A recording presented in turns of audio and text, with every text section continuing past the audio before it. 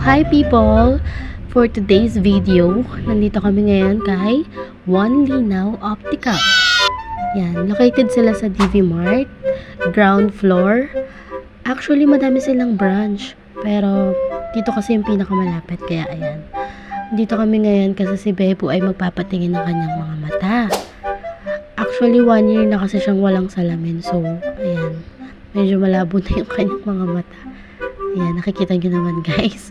Hindi niya na ako maanina. Kaya ayan, sabi ko, pumunta na lang kami dito para makapagpasalamin siya and para luminaw na nga yung mga mata niya. Kasi guys, sobrang hirap ng may malabong mga mata.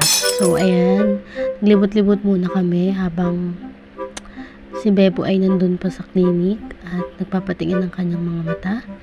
Nagpapacheck siya ng kanyang eyes. Dahil sobrang taas na nga ng grado niya. At ayan, bumalik kami para makita siya. At ayan, habang pabalik nga kami, pabidyo-bidyo naman tong isa na to. Ayan, bidyohan ko daw siya habang pabalik kami.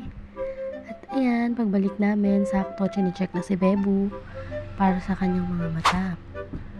Chine-check na siya kung gaano kataas yung grado niya. And ayan nga, sa kasamaang palad, mataas talaga.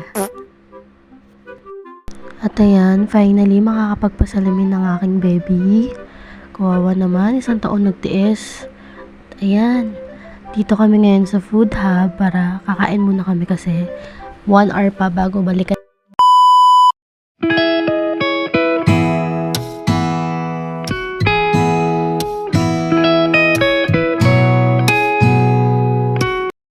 Happy ka? Yeah. Makikita ko na yung mga menu namin. Yung mga menu namin makikita ko na. Hindi mo nakikita pala. Hindi.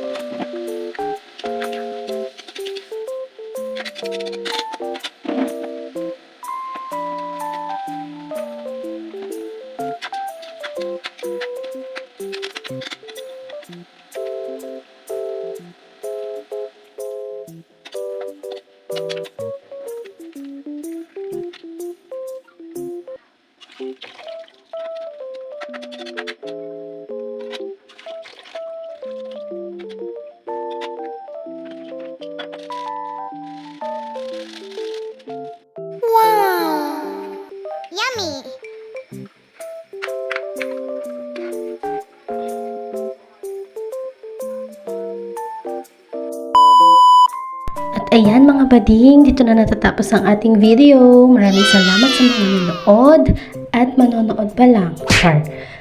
Ayan guys, maraming salamat sa mga nag-follow sa aming page. At syempre sa mga nag-subscribe din sa aming YouTube channel. More videos to come mga bading. Thank you for watching!